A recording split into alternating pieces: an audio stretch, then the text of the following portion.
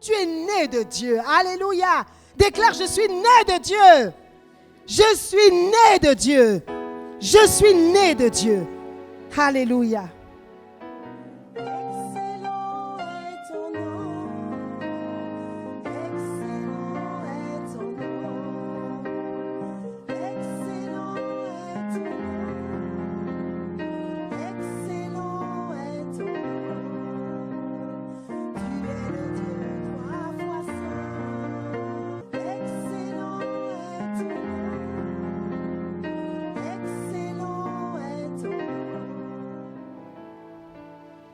Vous savez, nous sommes dans les derniers temps. Je ne sais pas si toi tu l'as réalisé. Mais quand je vois tout ce qui se passe, je peux dire que nous sommes dans les derniers temps. Amen. Nous sommes dans des temps où on doit se poser la question de savoir qu'est-ce qui adviendra de moi si je quitte ce monde aujourd'hui. Tellement sont partis. Tellement sont partis, tellement de personnes sont parties. On a tellement pleuré depuis l'année dernière, tellement pleuré. Si ce n'est pas un proche, c'est une personne proche que tu connais qui a perdu quelqu'un. Mais il y a très peu de personnes qui n'ont perdu, qui n'ont pas entendu le décès d'une personne proche ou d'une amie ou d'un frère ou d'une sœur. Même dans le corps du Christ, il y a beaucoup qui sont partis. Il y a beaucoup de serviteurs de Dieu qui sont partis. Il y a beaucoup de frères et sœurs qui sont partis. La dernière fois encore, la sœur Guylaine nous disait qu'il y a une sœur qui est partie. Beaucoup de personnes sont parties. Sois béni, Stéphane. Beaucoup de personnes sont parties. Mais toi et moi, nous sommes encore là et nous ne sommes pas là par hasard. Nous sommes là parce que nous avons une mission à accomplir. Sinon, si nous n'avions plus rien à faire, le Seigneur nous aurait aussi repris. Amen. Pour Dieu, nous ne sommes pas inutiles. Nous avons un travail à faire, une mission à accomplir, une destinée à réaliser. Et tant que la destinée n'est pas réalisée, même si le diable il s'agite autour de ta vie, il ne prendra pas ta vie. Alléluia. Parce que c'est Dieu qui a le dernier mot sur ta vie. Donc j'ai envie de te dire, prends des notes. Mais ne prends pas seulement des notes. S'il te plaît, médite cela. Prends le temps de méditer. Prends le temps de revenir sur tes notes. Prends le temps de relire les versets. Parce que la parole, il faut qu'elle tombe sur une terre fertile. Et lorsqu'elle tombe sur une terre fertile, c'est là qu'elle produit du fruit. Amen. Je vais commencer par la prière. Seigneur, je me remets entre tes mains cet après-midi. Je me laisse complètement conduire par toi, guidé par toi. Sans toi, je ne peux rien. Sans toi, je ne suis rien. Sans toi, je n'ai rien. Seigneur, à qui irions-nous? Tu as les paroles de la vie. Et ce sont ces paroles de la vie que tu veux nous enseigner à nous tous cet après-midi. Alors Père, je suis juste un canal. Parle à chaque femme, chaque homme ici présent, ici présente. Et que cette parole descende dans les cœurs et que cette parole produise d'abondants fruits. Et que plusieurs soient affectés positivement par les fruits de cette parole, afin que seul ton nom soit glorifié. Non pas le nom de quelqu'un, mais le nom de Jésus. Alors prends toute la place, Saint-Esprit. Prends toute la place, Saint-Esprit. Prends toute la place, Saint-Esprit. Prends toute la place, Saint-Esprit. Prends toute la place, Saint-Esprit. Nous nous soumettons complètement à toi. Je me soumets complètement à toi. Inspire les pensées de mon cœur, les paroles de mes lèvres, et que tout soit fait uniquement pour que ton nom soit honoré en ce jour, glorifié et adoré. Bénis ton peuple présent, Seigneur. Donne un message, une parole à chacun d'eux. Que personne ne ressorte tel qu'il est arrivé, mais que chacun reçoive la bénédiction de Dieu. Merci de ce que tu le fais. Nous sommes juste des vases entre tes mains, Seigneur. Et nous désirons être des vases d'honneur que tu vas remplir, remplir, remplir, remplir, remplir jusqu'à déborder. Permets cela dans nos vies respectives, Jésus. Que tout esprit de distraction soit chassé de ce lieu. Que toute pensée mauvaise soit ramenée à l'obéissance de Christ. Que tout ce qui n'est pas de Dieu en ce lieu soit consumé par le feu dévorant, au nom de Jésus. Car en ce lieu, comme il a dit Dan, c'est Christ qui règne. Non pas un homme, non pas une femme, mais c'est Christ qui règne en ce lieu. Alors sens-toi libre, Jésus-Christ, d'agir comme bon te semble. Merci, Père. À toi l'honneur, la gloire et le règne pour des siècles et des siècles. Amen, amen, amen. Amen, amen, amen, amen.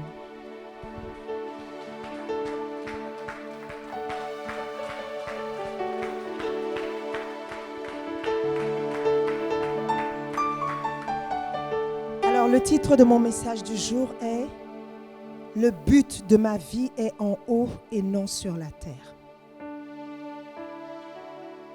Vous savez, nous sommes vraiment dans les derniers temps. Chacun de nous doit revenir à l'essentiel. Chacun de nous doit revenir à ce qui plaît à Dieu. Peut-être que tu t'attendais à un message, on allait parler de prophétie. Je suis désolée, ce n'est pas ce que Dieu a déposé sur mon cœur aujourd'hui. D'ailleurs, pour tout te dire, pour être sincère, quand je venais, j'ai dit, Seigneur, il y a une pensée que tu as mise sur mon cœur. Mais c'est toi qui conduis toutes choses. Et c'est pendant qu'on louait, sois bénie Esther. Abby, sois bénie. Dès que tu as ouvert la bouche, tu as dit un mot. Et l'Esprit m'a dit, c'est pas cette parole. C'est pas celle-là. Mais Dieu nous dit, nous devons revenir à l'essentiel. Personne ne sait ni le jour ni l'heure où Jésus viendra chercher l'Église. Personne. Mais nous devons être prêts.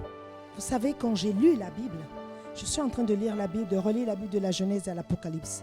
Mais j'avais déjà lu le Nouveau Testament et j'étais déjà arrivée.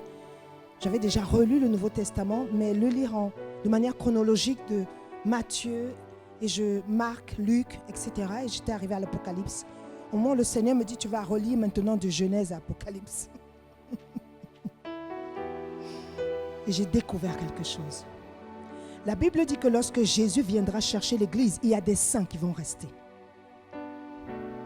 Les saints, c'est qui? Les saints, c'est qui? C'est nous. Les chrétiens qui seront un pied en Christ, un pied dans le monde.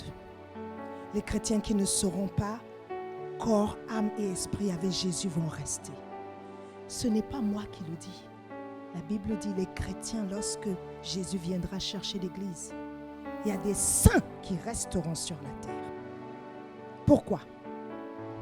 Parce qu'ils auront cru avec les lèvres, mais leur cœur sera attaché aux choses de ce monde et à la gloire de ce monde qui est vaine, qui est complètement vaine. Et moi, jusqu'à ce moment-là, je croyais que tous les chrétiens seraient sauvés. Tous. C'est ce que je croyais. Que tous les chrétiens seraient sauvés juste parce qu'il a confessé Jésus, c'est bon. Il est sauvé. Lorsque Jésus va venir dans les lieux pour prendre l'église, c'est bon, il va partir. Quelle ignorance. Mon peuple périt faute de connaissance. Je rends grâce à Dieu d'avoir ouvert mes yeux. Parce que j'ai commencé à dire, Seigneur, il faut que j'arrange ma marche. Parce que si tu reviens, je n'ai pas envie d'être comme certains après avoir prêché. Quand ils vont arriver devant la porte, on va leur dire, je ne vous connais pas. Comme les vierges folles, je ne vous connais pas. Non, mais tu as prêché. Dieu s'est servi de toi pour délivrer, pour guérir, pour donner une parole de consolation. Ah non. Tout ce travail-là pour rien? Jamais. J'ai dit à Dieu, Même s'il faut que tu me tires les oreilles comme on tire les oreilles à un enfant. Tire mes oreilles. Parce qu'il est hors de question que j'aille rejoindre Satan, le diable. Jamais. Jamais. Jamais. Moi et ma maison. Grand Seigneur Jésus, tu seras sauvé, toi et ta famille. Moi et ma maison, nous serons tous sauvés. Aucun membre de ma famille n'ira en enfer. Je dis aucun. Ça, c'est ma déclaration pour toujours. Aucun membre de ma famille n'ira en enfer. Aucun. Aucun. Pourquoi? Parce que Jésus a dit, crois au Seigneur Jésus, tu seras sauvé, toi et toute ta famille. Donc je serai sauvé et toute ma famille sera sauvée. À condition qu'on reste au pied du Christ. Dans l'alliance. Dans la soumission. Il y a un verset qui revient souvent dans la Bible. De la Genèse à l'Apocalypse. Il revient souvent. Mais beaucoup dans l'Ancien Testament. Il revient souvent. Dieu déteste une chose, mes bien-aimés. Plus que toutes. Vous savez quoi? Qu'on se détourne de lui et qu'on a adoré des faux dieux. Dieu déteste cela au plus haut point. Je suis en train de relire et je suis déjà arrivé au livre de Juges.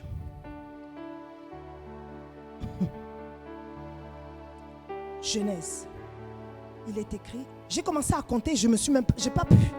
Tellement c'est écrit, Dieu déteste ceux qui se détournent de lui pour aller vers des faux dieux. Dans Genèse, le nombre de fois, j'ai pas pu compter. On arrive à Exode, incalculable. Alors quand on monte, on arrive à Lévitique, je ne sais plus où, je ne sais plus combien de versets il y en a. Après, on arrive à Nombre, pareil. Après, on arrive à Deutéronome, pareil. Ça veut dire quoi? Ça veut dire qu'il n'y a que Jésus qui doit être au centre. Il ne veut partager la gloire avec personne. Alléluia. Personne. Qu'on ne te trompe pas. Tout ce qu'on voit là, c'est éphémère.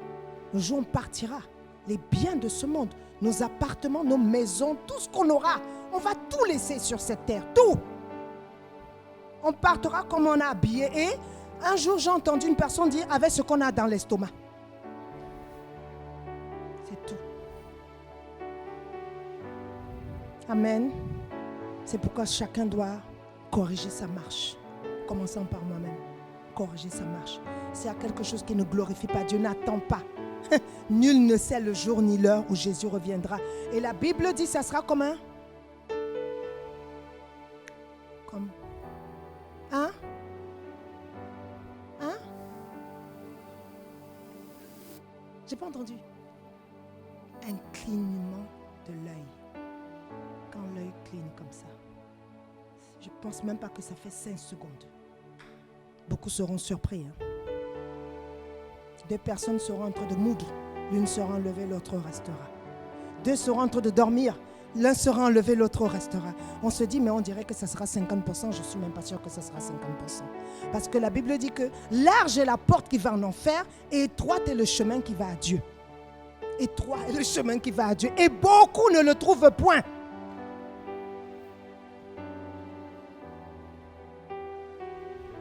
Les gens seront surpris. Ils vont se dire, mais quand on parlait de Jésus, c'était la vérité. Mais quand on nous parle, mais c'est pas possible, c'était la vérité. Et après, il y aura 7 années de tribulation sur la terre. Et pendant 3 ans et demi, l'Antichrist va organiser son règne. Et à partir des 3 dernières années et demie, ça sera comme Jean-Baptiste. Ou tu prends la bête, ou tu es mort, décapité. C'est pas moi qui le dis, c'est la Bible, il faut lire. J'ai découvert comme tout le monde.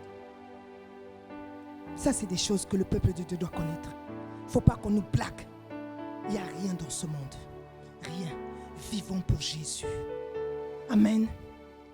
Sans Jésus, nous sommes perdus. Sans Jésus, la vie n'a pas de saveur. Elle est sans saveur.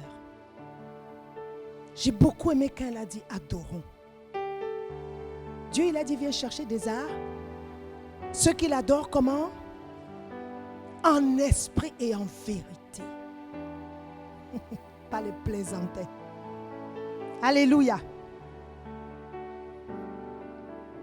Le but de notre vie, est en haut et non sur la terre. On va commencer directement par Colossiens 3, versets 1 et 2. Colossiens 3, versets 1 et 2.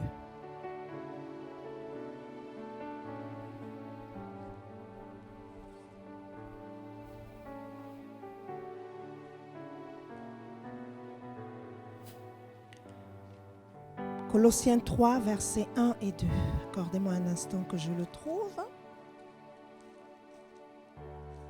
Sois béni, Terry. Que Dieu te bénisse pour le travail que tu fais pour lui.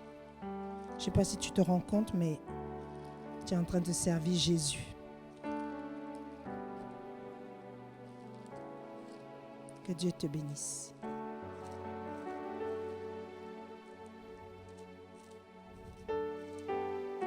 Colossiens 3, versets 1 et 2.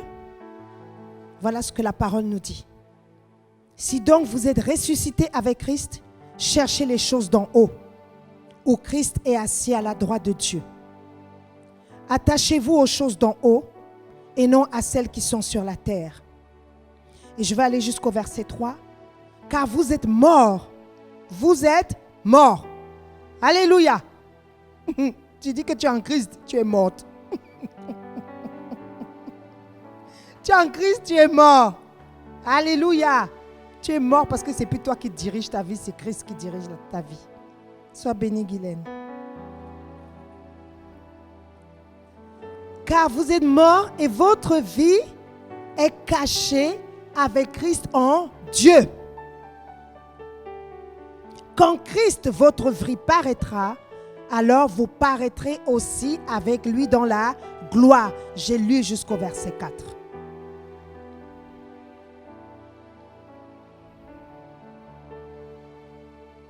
Et avant de commencer vraiment de rentrer dans le vif du sujet, je vais commencer par un tout petit peu d'histoire. Amen. Ici, Paul s'adresse aux Colossiens, c'est-à-dire au peuple de Colosse, aux habitants de Colosse. Et la ville de Colosse est une ancienne ville antique de la Phrygie. Et la Phrygie, c'est un ancien pays d'Asie mineure situé entre la Lydie, vous avez déjà certainement vu Lydie dans la Bible, et la Cappadoce. Pas Lydie le prénom, Lydie la ville. Et cette ville, elle a été détruite au 1er siècle, après Jésus-Christ, à l'occasion d'un tremblement de terre. Et à ce moment-là, c'était sous l'égide de l'empereur Néron. Je pense que vous avez appris ça. Moi, j'ai appris ça à l'école. On a parlé de Néron à l'école, tellement il était méchant, ce monsieur. Et aujourd'hui, la Phrygie, c'est l'actuelle Turquie. Donc, Paul, dans cette lettre, il écrit aux habitants de Colosse. Et lorsqu'on lit ce livre, on peut se dire que Paul est allé à Colosse. Il est allé dans cette ville. Non, il n'y a jamais mis les pieds. Il leur a adressé une lettre. Mais cette lettre est poignante. Prenez le temps de lire Colossiens, il n'y a que 4 chapitres. 1, 2, 3, 4. 4 chapitres. C'est poignant. Quand tu as fini de lire ça, tu dis, Seigneur, je dois vraiment revenir à toi. Sinon, je suis foutu. Amen.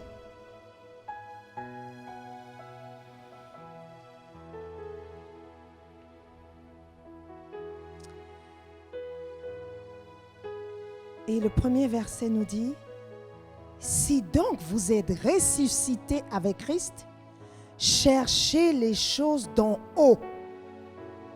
Colossiens 3, versets 1 et 2. Si donc vous êtes ressuscités avec Christ, cherchez les choses d'en haut.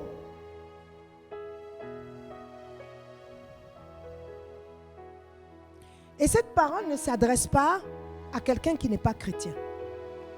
Parce que Paul parle à l'église de Colosse. Il s'adresse à l'église de Colosse. Donc il s'adresse aux frères et sœurs de Colosse. Il ne s'adresse pas à des païens.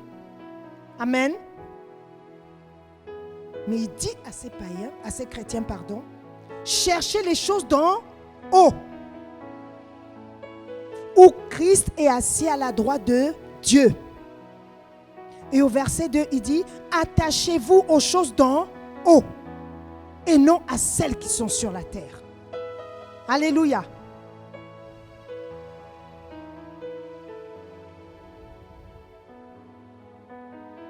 Cette parole s'adresse non seulement aux chrétiens, à savoir celui qui connaît Jésus, mais il s'adresse aussi aux chrétiens, à celui qui a pris son baptême, celui qui est passé par les eaux du baptême. Et là, les eaux du baptême dont on parle du baptême par immersion. Amen.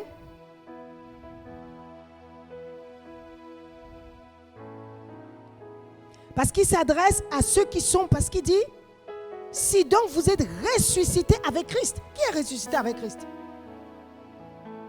Les chrétiens. Vous êtes d'accord avec moi? Donc il ne s'adresse pas à celui qui n'est pas ressuscité avec Christ. Il s'adresse à toi et à moi. Amen.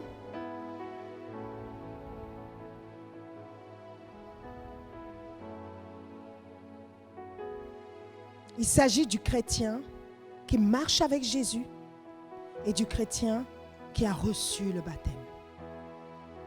Parce que la Bible dit, si vous croyez et si vous êtes baptisé, vous serez sauvés. Merci Stéphane. Vous serez sauvés. Vous serez sauvés. Sauf si effectivement tu reconnais Jésus sur... la personne reconnaît Jésus sur son lit au moment où elle va expirer. Effectivement, elle n'a pas le temps de prendre le baptême. Par immersion, bien entendu. Elle sera sauvée, bien entendu. Mais ceux qui ont la possibilité, avant que Jésus ne revienne, de prendre le baptême, ils doivent prendre le baptême. Amen. Est-ce que tout le monde dans cette salle a pris le baptême? Tout le monde? Non? Laetitia n'a pas pris le baptême encore? Ah, ça serait bien de le faire. Amen. Ça serait bien de le faire. C'est important.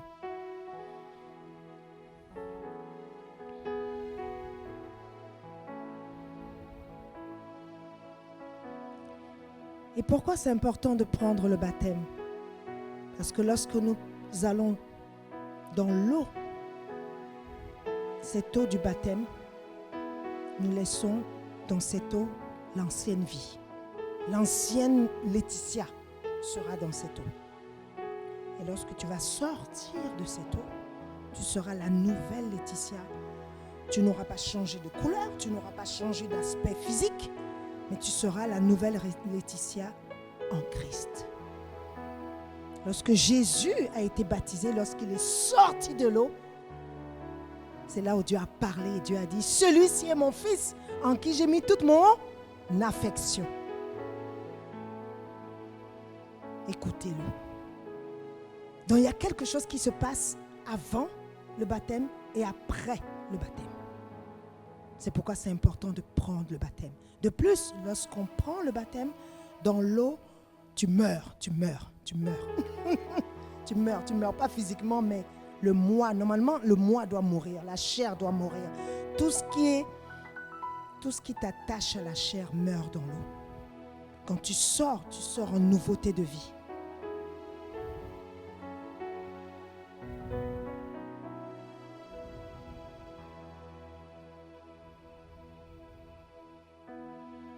On va lire Éphésiens 4, versets 4 à 6.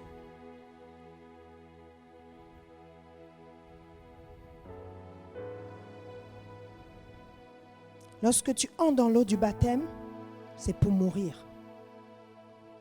Pour mourir à toi-même et pour ressusciter en Christ. Nous mourons lorsque nous rentrons dans l'eau du baptême. Et lorsque nous sortons de cette eau, nous sommes ressuscités en Christ. Dans la mesure où nous nous débarrassons de l'ancienne nature pécheresse. Et nous revêtons la nature de Christ. Lorsque tu sors de l'eau du baptême, tu revêts la nature de Christ. Alléluia. C'est pourquoi quelqu'un ne peut pas dire je suis baptisé, mais il est toujours dans les choses du monde. Il y a un problème. Ce n'est pas possible. Tu peux sortir de l'eau du baptême et tu es toujours attaché aux choses du monde, attaché à la vaine manière de ce monde de vivre. Il y a un problème. Parce que Jésus, lorsqu'il est sorti de l'eau, sa vie a changé. Alléluia. Aucun chrétien ne doit rester le même une fois qu'il est passé par les eaux du baptême. Ce n'est pas normal. Il y a quelque chose qui n'a pas marché. Il y a quelque chose qui n'est pas à sa place. Alléluia. Éphésiens 4, versets 4 à 6.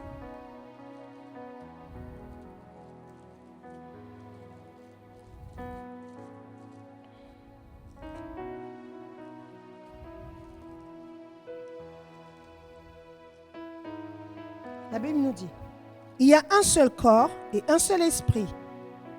Et comme aussi vous avez été appelés à une seule espérance par votre vocation. Il y a un seul Seigneur, une seule foi, un seul baptême, un seul Dieu et Père de tous, qui est au-dessus de tous et parmi tous. Amen. Et en tous. Amen.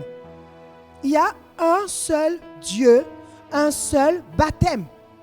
Il n'y en a pas plusieurs, il y a un seul baptême. Alléluia. Il y a un seul baptême. Un seul baptême.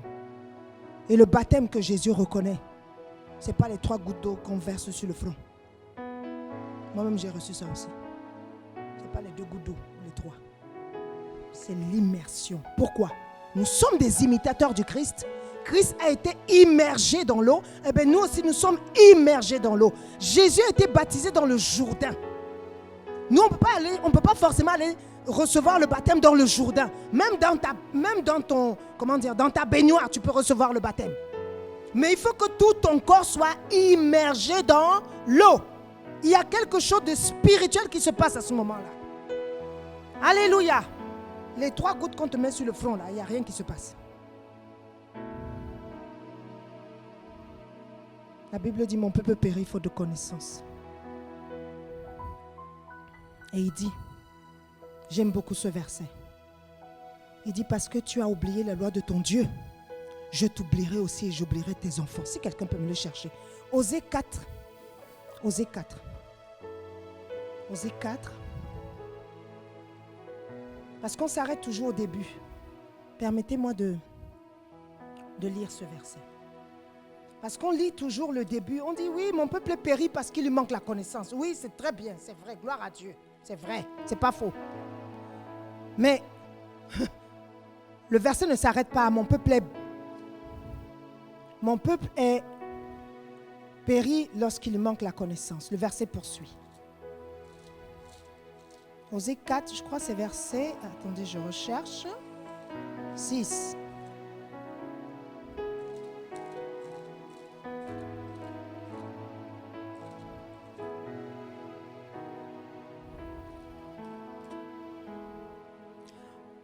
Verset 6, le verset dit, mon peuple est détruit parce qu'il lui manque la connaissance. Puisque tu as rejeté la connaissance, je te rejetterai aussi et tu seras dépouillé de mon sacerdoce. Puisque tu as oublié la loi de ton Dieu, j'oublierai aussi tes enfants. Waouh!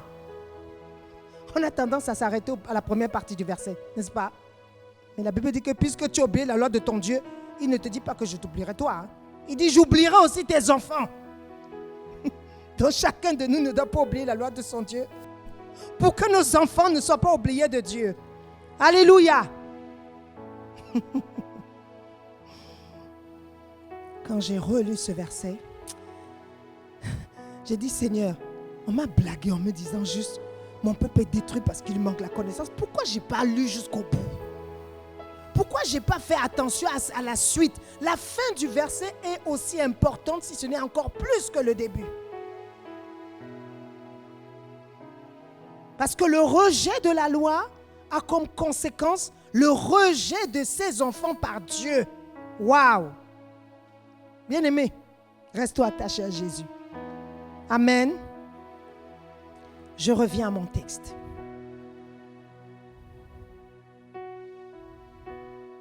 il y a un seul corps, un seul esprit. Et comme vous avez été appelés à une seule espérance par votre vocation, il y a un seul Seigneur et une seule foi, un seul baptême, un seul Dieu et Père de tous, qui est au-dessus de tous et parmi tous et en tous. Nous poursuivons avec Romains 6, versets 1 à 13. Romains 6, versets 1 à 13. Moi, je suis une adoratrice de la parole, donc souvent, lorsque j'enseigne, je vais vous donner plusieurs versets. Je suis une amoureuse de la parole de Dieu. Romains 6, versets 1 à 13, je fais la lecture. Que dirons-nous donc? Demeurerions-nous dans le péché, afin que la grâce abonde? Loin de là. Nous qui sommes morts au péché, comment vivrions-nous encore dans le péché? Je fais un break. Nous sommes morts au péché, n'est-ce pas? Comment vivrions-nous encore dans le péché? Dans le péché. Nous ne devons plus vivre dans le péché. Le péché doit être loin de nous. Loin. Parce que nous sommes morts au péché. Alléluia. Ignorez-vous que nous tous qui avons été baptisés en Jésus, c'est en sa mort que nous avons été baptisés? Donc si tu as pris le baptême, c'est en la mort de Jésus que tu as pris le baptême. Alléluia. Nous avons donc été ensevelis avec lui par le baptême en sa mort, afin que comme Christ est, suivez bien, afin que comme Christ est ressuscité des morts par la gloire du Père, de même, nous aussi, nous marchions en nouveauté de vie. C'est ça que Dieu attend de toi et moi. Qu'on marche en nouveauté de vie. En effet, si nous sommes devenus une même plante avec lui, par la conformité à sa mort, nous le serons aussi par la conformité à sa résurrection. Sachant que notre vieil homme a été crucifié avec lui. Notre vieil homme a été crucifié avec lui. Alléluia. Afin que le corps du péché soit réduit à l'impuissance. Bien-aimé, lorsque tu as pris le baptême, tu as accepté Jésus, tu as pris le baptême, le corps du péché, normalement, il est réduit à l'impuissance. Autrement dit, tu ne dois plus vivre dans le péché. Le péché doit être loin de toi. Cela ne veut pas dire que tu ne pêches jamais. Ce n'est pas ce que je suis en train de dire. Il y a une différence entre celui qui pêche et qui dit « Seigneur, pardonne-moi parce que je reconnais que j'ai péché. Je te demande pardon, Seigneur, parce que je reconnais que j'ai péché. » Et celui qui vit dans le péché. Il y a une différence. Parce que celui qui vit dans le péché, celui-là, il n'a pas, la nature adamique est toujours présente. Alléluia. Il n'est pas mort. Il est toujours vivant. Il est même trop vivant même. C'est pourquoi il vit dans le péché. Mais celui qui a accepté que à travers sa mort, lors du baptême, il revête l'homme nouveau, il soit un nouvel homme, celui-là ne vit pas dans le péché. Pas du tout. Il ne vit pas dans le péché. Il a le péché en horreur. Bien-aimés, nous sommes chrétiens, nous devons avoir le péché en horreur. C'est-à-dire que le péché et toi, vous êtes ennemis pour toujours. Et lorsque tu commets un péché, tout de suite, puisque tu as l'Esprit de Dieu te dit là, tu as commis un péché. Et l'Esprit de Dieu te pousse à demander pardon au Seigneur. N'attends pas. Tu es peut-être dans la rue, n'attends pas le soir. En disant, quand je fais ma prière avant de dormir, c'est là où je vais confesser mon péché. Confesse aussitôt que l'Esprit te le rappelle. Alléluia. Soyons des chrétiens pratico-pratiques. Dieu est trop simple. Il n'est pas compliqué. Alléluia. Lorsque David avait péché contre Dieu, il a reconnu son péché. Dès que Nathan lui a dit, Nathan est venu nous raconter une très belle histoire. En lui disant, tu sais, il y a un homme qui a fait ceci, il a fait cela, il a raconté. Quand il a fini de raconter, David dit, oh, un tel homme mérite la mort.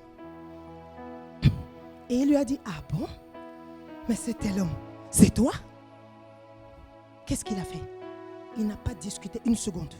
Tout de de suite, il a demandé pardon. Tout de suite. Il n'a pas attendu le soir lorsqu'il va faire sa prière et il va dire, mon Dieu, pardonne-moi. Non, aussitôt, il a reconnu son péché.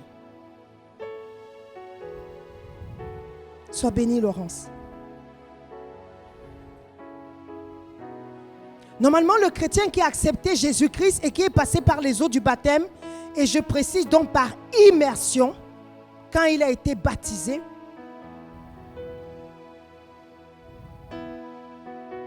vous savez, baptiser vient du mot grec baptizo. Moi, je n'aime pas parler en l'air. Je déteste ça. Vous savez, parce que j'ai grandi, on m'a appris la parole. J'ai grandi avec la Bible. Je suis née dans un ministère où mon père spirituel, c'est un adorateur de la parole de Dieu. Ma mère spirituelle, c'est une adoratrice de la parole de Dieu. Donc, j'ai grandi dans la parole de Dieu. Je ne peux pas venir vous parler d'autre chose et vous détourner de la parole. Ça ne me ressemble pas du tout. Donc, j'aime bien et j'aime décortiquer la parole. Je n'aime pas la surface. C'est pourquoi j'aime beaucoup l'Ancien Testament, parce que Jésus est caché dans l'Ancien Testament. Baptiser vient du mot baptizo et c'est un mot grec qui dit immerger. Immerger. Puisque la Bible dit immerger, ça veut dire que tu dois être immergé dans l'eau. Alléluia.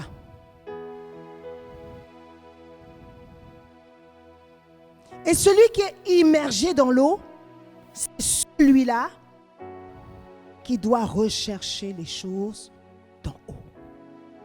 Celui qui est mort en Christ, il est mort, il n'est plus vivant, il est mort. Parce que ce n'est plus lui qui vit, c'est Christ qui vit en lui. Donc il est mort. Nadia, elle est morte. Alléluia. Mais c'est Christ qui vit en Nadia. Isabelle, elle est morte. Mais c'est Christ qui vit en Isabelle. C'est comme ça. Normalement, c'est comme ça. Alléluia. Et si donc vous êtes ressuscité avec Christ, cherchez les choses d'en haut. Je voulais prendre le temps de décortiquer ne serait-ce que cette petite phrase pour qu'on comprenne que la priorité, c'est de mourir en Christ. Et quand on est mort en Christ, le moi, il est mort. Quand on est mort en Christ, ma volonté, elle est morte. Alléluia. Quand on est mort en Christ, je ne fais pas ce que je veux, je fais ce que Dieu veut. Quand on est mort en Christ, je ne fais pas ce qui me plaît, je fais ce qui plaît à Dieu. Quand on est mort en Christ, je ne suis pas le chemin que je veux, je suis le chemin où l'Esprit de Dieu me conduit. Alléluia. C'est ça qu'on est mort en Christ.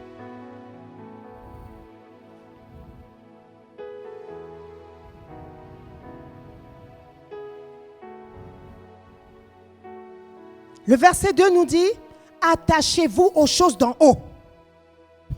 Non seulement tu dois les rechercher.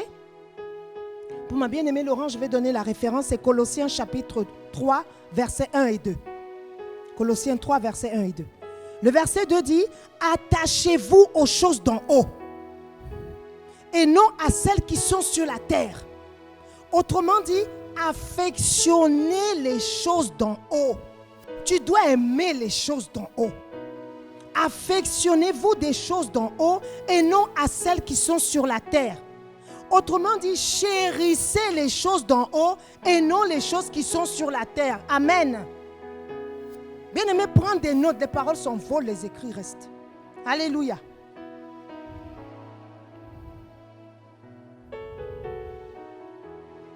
Paul parle à 2 reprises des choses d'en haut dans ces 2 versets.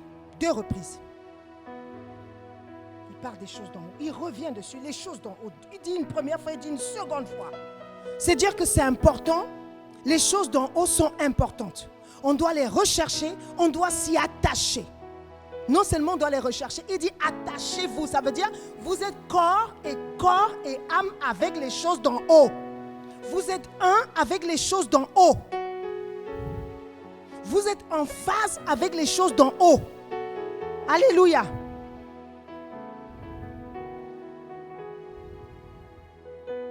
Le fait qu'il répète, ça veut dire qu'il y a une réelle importance. Et je vous disais tout à l'heure que, ça c'est dans Genèse, lorsqu'on répète une parole, ça veut dire que cette parole est certaine. Il faut la prendre au sérieux. Alléluia. C'est pourquoi lorsque tu fais un songe, une fois, tu fais un songe 2 fois, la première fois peut-être que tu n'as pas bien compris, la deuxième fois l'Esprit veut bien te préciser pour que tu comprennes que là il y a un message. Prends garde. D'ailleurs la Bible le dit dans Job 33. Dieu parle tantôt d'une manière, tantôt d'une autre et l'on n'y prend point garde. Il parle par des songes, par des visions nocturnes, lorsque les hommes sont plongés dans un profond sommeil. C'est ce que la Bible dit. Donc lorsque tu fais un songe une fois, le même songe 2 fois, va dire Saint-Esprit, je n'ai peut-être pas compris, mais révèle-moi qu'est-ce que je dois comprendre dans ce songe.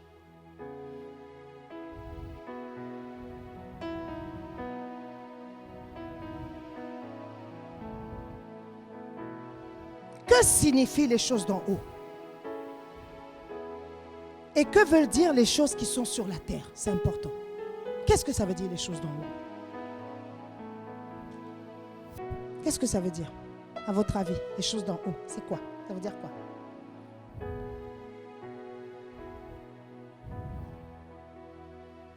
Ce qui plaît à Dieu, amen.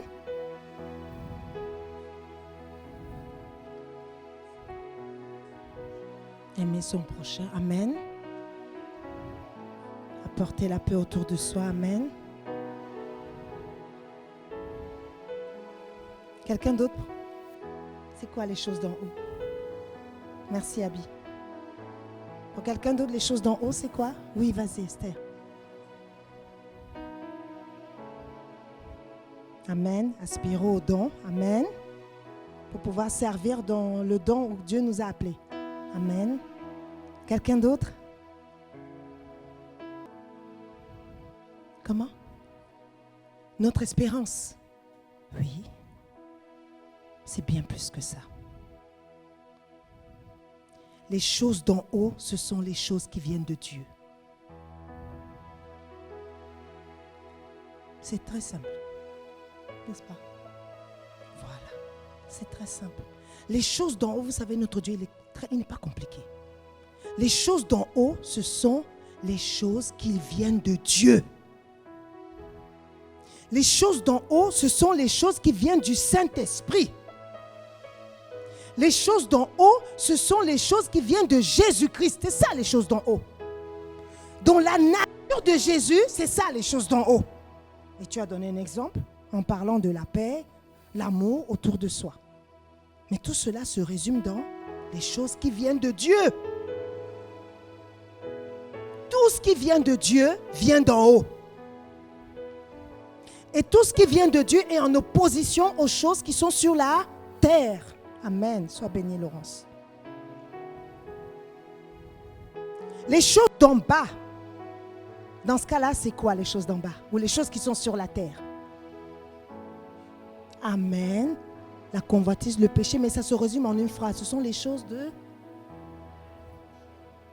de la chair terrestre, du monde, du diable. C'est ça les choses qui sont sur la terre. Très important de retenir, il y a une différence. Puisqu'il nous dit, Paul, recherchez les choses d'en haut. Cherchez les choses d'en haut et attachez-vous à elles. Il faut les chercher et il faut s'y attacher. C'est-à-dire solidement attaché aux choses d'en haut.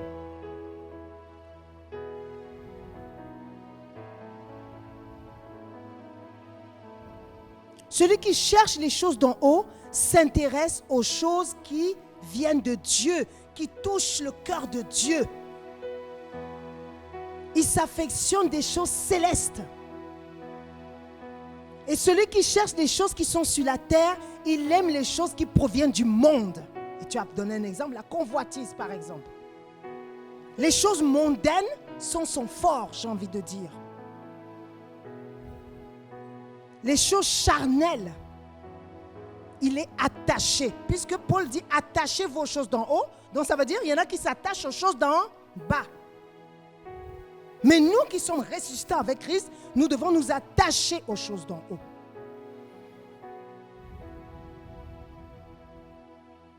Et pourquoi chercher les choses d'en haut et non celles qui sont sur la terre? Nous avons la réponse dans Philippiens 3, versets 19 et 20.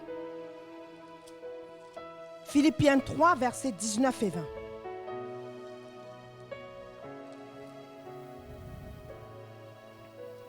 Philippiens 3, 19 et 20 dit: leur fin sera la perdition. Ils ont pour Dieu leur ventre. Alléluia. Ils mettent leur gloire dans ce qui fait leur honte. Et ils ne pensent qu'aux choses de la terre. Mais nous, là on s'adresse à nous maintenant, nous sommes citoyens des cieux. Bien-aimé, tu es citoyen des cieux? Tu es citoyen des cieux? Alléluia. Mais nous sommes citoyens des cieux, d'où nous attendons aussi comme sauveur le Seigneur Jésus-Christ. Ce que tu dois retenir ici, c'est que tu es citoyen des cieux. Et celui qui est citoyen des cieux, il s'attache à ce qui concerne les cieux. Il ne s'attache pas à ce qui concerne la terre. Alléluia. Il s'attache à ce qui concerne son royaume. Son royaume, c'est le royaume des cieux et non le royaume de la terre. Je pensais que j'allais entendre Amen là. Nous sommes citoyens français pour une grosse majorité dans cette salle, n'est-ce pas? Alors le citoyen français, il fait quoi? Il s'attache à ce qui concerne la France, prioritairement, n'est-ce pas? Parce que c'est sa nation, c'est son cœur. Son cœur est attaché à sa patrie. Son cœur est attaché à son pays. Donc il recherche prioritairement l'intérêt de la France. Alléluia. Eh bien nous sommes citoyens des cieux. Nous recherchons prioritairement l'intérêt des cieux. Alléluia.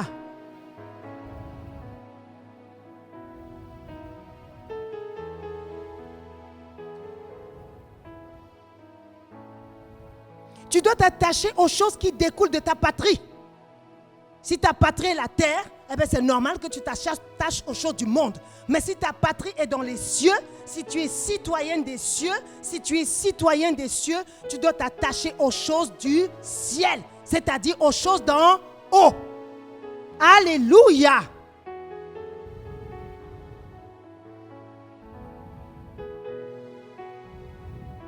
Un citoyen des cieux respecte les valeurs des cieux. Il respecte les valeurs du royaume des cieux. Un citoyen des cieux s'occupe des choses du royaume des cieux. C'est important pour lui. Je reviens encore au verset. Il a dit attachez-vous. Ça doit être, notre cœur doit être proche de ces choses. Notre volonté doit être proche de ces choses. Nous devons les désirer. Nous devons les vouloir et nous devons les faire. Alléluia.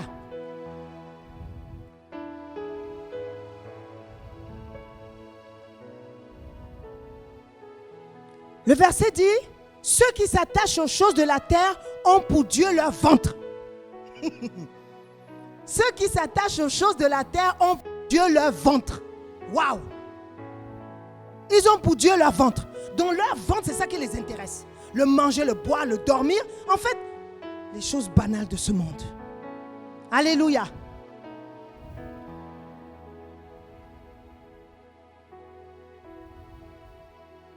Leur but est de satisfaire leur chair. C'est tout ce qui les intéresse. Satisfaire leur chair. J'aime beaucoup ce verset. Ils ont pour Dieu leur ventre. Waouh! Ils ont pour Dieu leur ventre. La parole, elle est puissante et elle est simple. Celui qui s'attache aux choses de la terre a pour Dieu son ventre. Waouh! Donc ça veut dire, et si vous regardez bien, le ventre il est où? Dans le bas du corps, n'est-ce pas? Dieu est trop fort.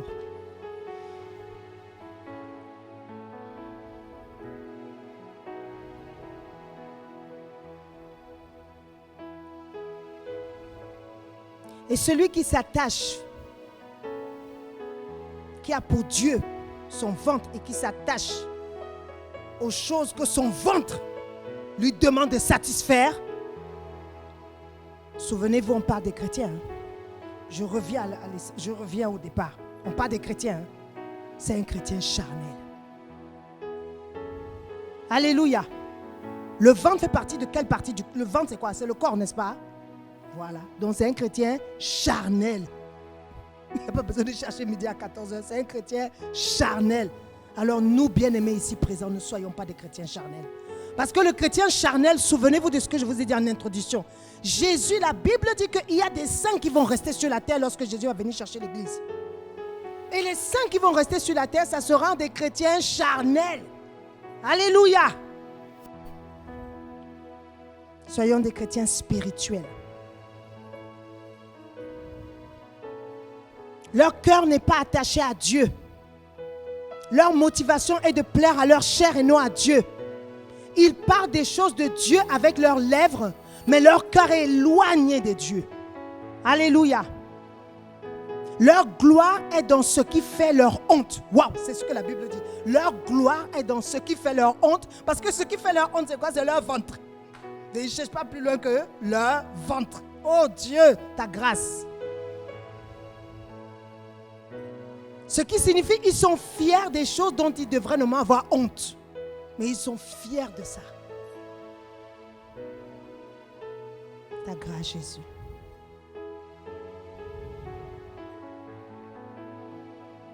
Les choses de la terre, c'est ça leur préoccupation. Le confort matériel de ce monde. Les honneurs, la belle vie.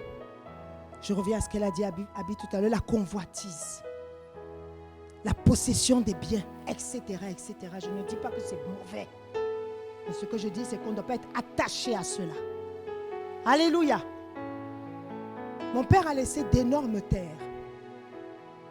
Plein de terres. Il a laissé des terres. Des terres qui sont dans une communauté. Et le total de ces terres s'élève à 1500 hectares. C'est énorme. Sur les 1500 hectares, il y a une partie qui s'élève à peu près 200 hectares qui a été donnée à une université pour construire un campus. Donc il y a 1300 hectares qui sont à la communauté. Et mon papa était chef de ce village. Il y en a beaucoup qui se battent pour les terres. Moi j'ai dit, vous savez, et hier c'est ce que j'ai dit à Jésus. Moi je me bats pour que ça aille jusqu'aux extrémités de la terre. Les 1300 hectares, on me donne gloire à Dieu. On ne me donne pas gloire à Dieu. Parce que c'est pour ça que je me bats. On me dit, pasteur, on t'invite au fin fond de la Chine prêcher l'évangile. Je cours. J'ai dit, je cours. Alléluia. Mais les biens de ce monde, ne vais-je pas les laisser? Une âme sauvée, il y a la joie dans le ciel. Si j'arrive à amener une âme, 2, 3, 4, 5, 10, 20, 100 000, et que sais-je, il n'y aura pas la joie multipliée dans le ciel? Dieu n'augmentera pas sur moi et sur ma postérité? Alors moi j'ai compris ce qu'il faut faire. Il faut prêcher l'évangile et toutes choses me seront données. Oui ou non? C'est tout ce que j'ai décidé de faire. Je ne cours pas après les biens de ce monde. Je ne cours pas. Je ne suis même pas attaché à ça. Pour moi, c'est le confort normal. Et je ne suis pas non plus dans la possession excessive. Il faut absolument que j'achète le dernier téléphone qui est sorti. La dernière tablette qui est sortie. Ma tablette elle date de combien d'années? J'ai été consacrée. Je ne sais pas ça fait combien d'années. Regardez. Tant que ça marche. Gloire à Jésus. D'ailleurs, la vitre s'est cassée. Quand je devais aller chez le propriétaire de iPhone, là, c'est quoi encore? Apple. J'ai dit, Seigneur, ça m'a coûté tellement cher. Je suis allée dans ma ville, j'ai dit à un gars dans mon quartier, remplace-moi la vitre là, parce que vraiment, ça m'a coûté peut-être le prix de l'iPad chez Apple. Il a remplacé, ça marche, gloire à Dieu. Alléluia. On laisse tout ça ici. On ne doit pas s'attacher.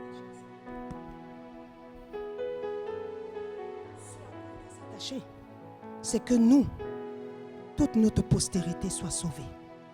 C'est pour cela qu'on doit parler de Jésus. Pour que toi, ton fils, ta fille, tes enfants, tes futurs enfants, ils soient tous sauvés.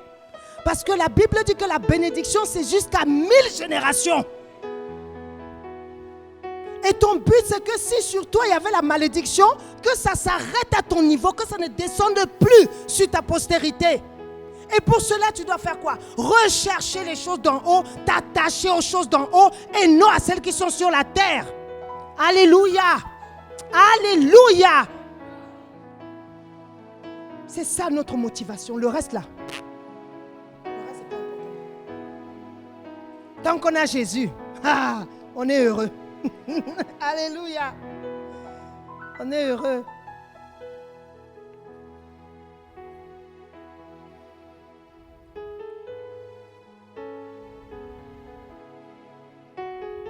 Le verset 19 commence en disant que la fin de ce genre de personnes sera la perdition. Pourquoi? Parce que Dieu ne partage sa gloire avec personne.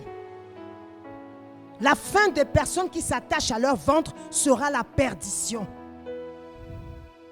C'est pourquoi nous devons veiller continuellement à ce que nous cherchons les choses d'en haut. Nous devons veiller continuellement sur notre marche. Comment marchons-nous avec notre Seigneur? Notre marche, elle est normale ou elle est bancale, elle est déséquilibrée? Si elle est déséquilibrée aujourd'hui, bien-aimé, reviens à Jésus. Nul ne connaît le jour ni l'heure. Souvenez-vous, tout à l'heure, je vous ai dit, quand l'œil, comme le clignement de l'œil, c'est comme ça que Jésus va prendre l'église. Même pas 5 secondes. Il y aura beaucoup de détresse. La Bible dit qu'il y aura une désolation à un point qu'il n'y en a jamais eu sur toute la terre depuis qu'elle existe. Tellement la désolation sera grande lorsque Jésus va venir chercher l'église. Ceux qui vont dire, donc il existait vraiment. J'ai refusé de croire. Guylaine m'a parlé de Jésus. Mais j'ai dit, ah non, non, non, non, non. Ça ne m'intéresse pas. Moi, je suis bien comme ça. Ma vie donne. Ta grâce, Jésus. Que Dieu ait compassion. Amen. Que Dieu ait compassion. Prions pour ceux qui résistent. Ne les critiquons pas. Prions pour eux. Mon père a résisté à Dieu. Jusqu'à... On m'a dit, un chef coutumier, oublie ça. Oublie. Il ne sera jamais sauvé. J'ai dit, quoi? Tant que le verset existe. Acte 16, verset 31. Gros Seigneur Jésus, tu seras sauvé, toi et ta famille. Tant que ça existe dans la Bible. Oh, je dis, mon père sera sauvé, oui. Donc, vous pouvez raconter les chefs coutumiers. Tout ça, c'est vos blabla. Il a été sauvé. Avant de partir, il s'est réconcilié avec Dieu. Il a même dit à Dieu, Seigneur, je pardonne à tous ceux qui m'ont fait du mal. Waouh! Et il a dit, Seigneur, moi aussi je demande pardon à tous ceux que j'ai offensés, Seigneur. Je veux, pour les peut-être quelques heures ou quelques jours, quelques mois, parce qu'il ne savait pas encore. Il ne savait pas qu'il était en train de partir, il ne savait pas que c'était la fin. Il a accepté Jésus 3 semaines avant de mourir. Oui, oui. 3 semaines. J'ai dit, Satan, tu es un menteur. Un jour, j'avais suivi un pasteur que j'aime beaucoup, le pasteur Castanon. Je vais citer son nom. Il y en a qui ont peur de citer. Moi, je cite. Et il avait dit, ça m'a beaucoup fortifié. Quand son père est décédé, on lui a dit, ton père, cet homme-là, il ne peut pas parler, il ne peut pas connaître Jésus, c'est pas possible. Il faut laisser ça. Lui, son cœur est trop incrédule. Il a dit, Acte 16, verset 31. Tant que ça existe dans la Bible, moi je crois que mon père sera sauvé. Lorsque son père est décédé, quand il est parti aux obsèques, sa mère lui a dit, tu sais, ton père avant de partir, il avait accepté le Seigneur Jésus. Et il a dit, ce n'est que normal, parce que moi j'ai dit, tant que le verset est dans la Bible, mon père sera sauvé. Toute ma famille sera sauvée. Moi, j'ai déclaré sur ma vie et sur la vie de ma postérité que toute ma famille sera sauvée jusqu'au retour de Jésus. À partir de moi, là, personne ne va aller en enfer. Je dis personne. En tout cas, moi, c'est comme ça. Pour toi, je ne sais rien. Mais moi, c'est comme ça. Je t'exhorte à faire comme moi. Alléluia. Prie pour ceux qui sont incrédules. Prie pour ceux qui résistent. Parce que si mon père est chef coutumier, depuis plus de 20 ans, peut-être, ma mère a dit combien d'années? Ou 30 ans qu'il a été chef coutumier, ou 40 ans, je ne sais plus. Si lui, il a pu, il n'y a personne de plus incrédule sur cette terre, croyez-moi. Quand on allait à l'église au départ, il disait, franchement, non, je n'ai pas le temps, laisse-moi me reposer. Dans les derniers temps, il venait, il ne ratait pas une seule rencontre. Alléluia. D'ailleurs, la dernière rencontre à laquelle il est venu, la dernière rencontre en février l'année dernière, après il n'est plus revenu. Parce que quand il est parti pour toujours. Et la dernière photo qu'il a prise, c'est une photo à la rencontre. La photo est tellement belle, je dis, Seigneur, il est en train de dire au revoir. Avec un large sourire. Bien-aimé, continue de prier pour ceux qui sont incrédules. Un jour, ça va marcher. Ils résistent. Ils ne résisteront pas jusqu'au bout. Parce que Dieu est celui qui met le vouloir et le faire dans le cœur de l'homme. Alléluia. Avant de terminer, permettez-moi de vous donner 4 choses d'en haut. 4 choses d'en haut rapidement.